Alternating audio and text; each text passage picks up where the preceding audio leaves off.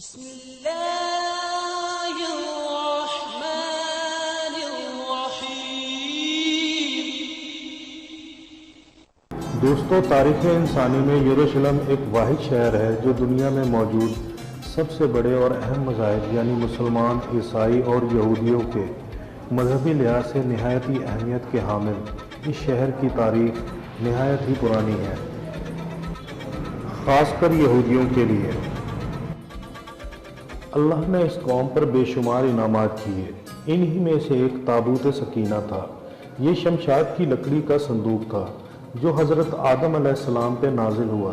یہ آپ کی پوری زندگی تک آپ کے پاس رہا، پھر بطور وراثت نسل در نسل آپ کی اولادوں کو ملتا رہا، یہاں تک کہ حضرت یعقوب علیہ السلام کو ملا، اور حضرت یعقوب علیہ السلام کے بعد یہ ان کی اولاد بنی اسرائیل کے قبضے میں رہا، اور پھر حضرت موسیٰ علیہ السلام کو ملا تو آپ اس میں تورات کے صحیفے اور اپنا خاص سامان رکھنے لگے۔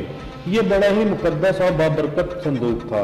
بنی اسرائیل جب کفار سے جہاد کرتے تھے اور کفار کے لشکروں کی کثرت اور ان کی شان و شوکت دیکھ کر سہم جاتے تھے تو وہ خوف سے ڈرنے لگتے تھے، تو اس وقت صندوق کو اپنے آگے رکھتے تھے، تو اس صندوق سے ایسی رحمتوں اور برکتوں کا ظہور ہوتا تھا کہ بنی اسرائیل کے دلوں میں سکون اور اطمینان سا پیدا ہوتا تھا، اور بنی اسرائیل کی لرزتے دل پتھروں کے چٹانوں کی مانند سخت ہو جاتے تھے، اور بنی اسرائیل کو جنگ میں کامیابی اور فتح حاصل ہو جایا کرتی تھی۔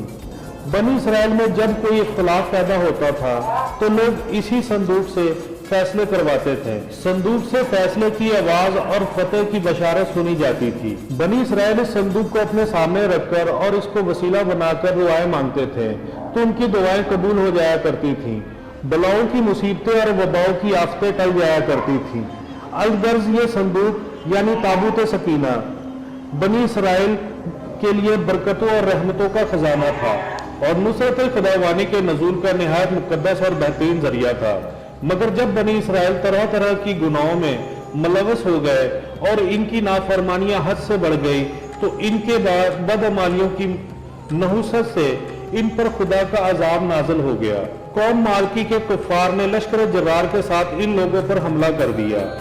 ان کافروں نے بنی اسرائیل کو قتل عام کر کے ان کی بستیوں کو جلا دیا اور عمارتوں کو توڑ کر سارے شہر کو تہس نہس کر دیا، اور اس متبرک صندوق کو بھی اپنے ساتھ لے گئے اور اس مقدس تابوت کو کوڑا کرکٹ اور نجاستوں میں پھینک دیا۔ اس بے ادبی پر قوم مالکی پر یہ وبا آ پڑا کہ یہ لوگ طرح طرح کی بیماریوں اور مصیبتوں میں پھنس گئے، یہاں تک کہ قوم مالکی کے 5 شہر دیکھتے ہی دیکھتے تباہ و برباد ہو گئے، یہاں تک کہ ان کافروں کو یہ یقین ہو گیا کہ یہ سب اس مقدس صندوق کی بے حرمتی کی وجہ سے ہوا ہے۔ چنانچہ ان لوگوں نے اس مقدس تابوت کو ایک بیل گاڑی میں لاد کر بیلوں کو بنی اسرائیل کی بستیوں کی طرف پھینک دیا۔ پھر اللہ تعالیٰ نے 4 فرشتوں کو بھیجا جنہوں نے اس مبارک صندوق کو اٹھا کر حضرت شمعیل علیہ السلام کی خدمت میں پیش کر دیا۔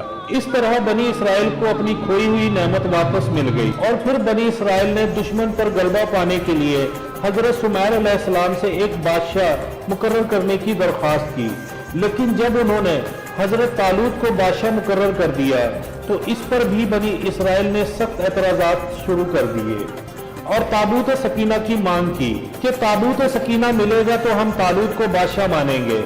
شاید اس تابوت کے دوبارہ ملنے کی ایک وجہ یہ بھی ہے کہ تابوت سکینہ میں تھا کیا۔ اس مقدس تابوت میں حضرت موسیٰ علیہ السلام کا عصا اور ان کی مقدس جوتیاں، حضرت ہارون علیہ السلام کا امامہ، حضرت سلیمان علیہ السلام کی انگوٹھی، توریت کی تختیوں کے چند ٹکڑے اور منصلبہ وغیرہ شامل تھے۔ قرآن مجید میں اللہ تعالیٰ نے سورہ بقرہ میں اس صندوق کا تذکرہ فرماتے ہوئے ارشاد فرمایا ہے، اور ان سے ان کے نبی نے فرمایا، اس کی بادشاہی کی نشانی یہ ہے کہ تمہارے پاس وہ تابوت آ جائے گا جس میں تمہارے رب کی طرف سے دلوں کو چین ہے اور حضرت موسیٰ اور حضرت ہارون کی چھوڑی ہوئی چیزوں کا بقیہ ہے۔ فرشتے اسے اٹھائے ہوئے ہوں گے، بے شک تمہارے لیے اس میں بڑی نشانی ہے اگر تم ایمان والے ہو۔ پارہ نمبر 2 سورہ بقرہ آیات نمبر 248۔ انجیل مقدس کے مطابق تابوت سکینہ کی لمبائی 4.25 فٹ اور اونچائی 2.25 فٹ کی ہے۔ اس کے اوپر سونے کا پانی چڑھا ہوا ہے۔ یہودیوں کا یہ عقیدہ ہے کہ تابوت سکینہ جو ان سے کہیں کھو گیا ہے जब तक वो इस ताबूत को ढूंढकर मस्जिद अक्सा की जगह हैकल सुलेमानी बनाकर इस पर ये ताबूत नहीं रख देते, उनका मसीहा का नजूल नहीं होगा। 2012 में फलस्तीनियों ने एहतजाज किया कि इसराइल के यहूदी साइंसदान केमिकल यूज करके मस्जिद अक्सा की दीवारें कमजोर कर रहे हैं। इससे पूरी दुनिया के मुसलमान गुस्से से भर गए। इससे साफ जाहिर होता है यहूदी अपने मिशन के लिए एड़ी चोटी का जोर लगा रहे हैं और दूसरी तरफ आसार कदीमा की आड़ में वो दुनिया के कोने कोने में ताबूत सकीना तलाश कर रहा है। ताबूत सकीना के बारे में 100% तो कोई भी नहीं जानता और ना ही कोई दावा कर सकता है कि ये कहाँ है, क्योंकि काफी रवायत मौजूद है जिनके मुताबिक मुख्तलिफ लोगों को मुख्तलिफ अदवार में ये ताबूत मिला। अंजील के मुताबिक इसको माउंट न्यू के किसी गार में दफन किया गया है। कुछ लोगों का दावा है कि ये ताबूत मस्जिद अक्सा के नीचे दफन है। अमरीकी माहिर आसार कदीमा ब्रैन वाइट का दावा है कि इसको ये ताबूत सन 1948 में यरूशलेम में शहर के पास पुरानी फसील की खुदाई के दौरान मिला। साउथ अफ्रीका के लोगों का दावा है कि ताबूत सकीना को उनके बुजुर्गों ने जिम्बाब्वे के किसी पहाड़ी सिलसिले के किसी गहरे गार में दफन किया था। हत्ता कि इटली, बर्तानिया, आयरलैंड, फ्रांस, मिस्र और साउथ अमेरिका के लोग भी ये दावा करते हैं कि उनके बुजुर्गों को किसी न किसी अंदाज में ये ताबूत सकीना मिला और उनको कहीं छुपा कर रखा हुआ है। बहरहाल ये अल्लाह ताला के सिवा कोई भी नहीं जानता कि जब अल्लाह ताला पाक इसे खुद न जाहिर करना चाहे, इसे दुनिया की कोई ताकत जाहिर नहीं कर सकती। खैर इतना कन्फर्म है कि आखिरी दौर में जब हज़रत इमाम मेहदी अलैहिस्सलाम इस दुनिया में तशरीफ लाएंगे, जिनको अहदीस के मुताबिक मुजाहिद कुल के नाम से जानती है, अहदीस के रूह से इमाम मेहदी ताबूत सकीना को ढूंढ निकालेंगे और इसे खुद यरूशलेम ले जाएंगे। उस वक्त दुनिया भर के यहूदी यरूशलेम में जमा होंगे।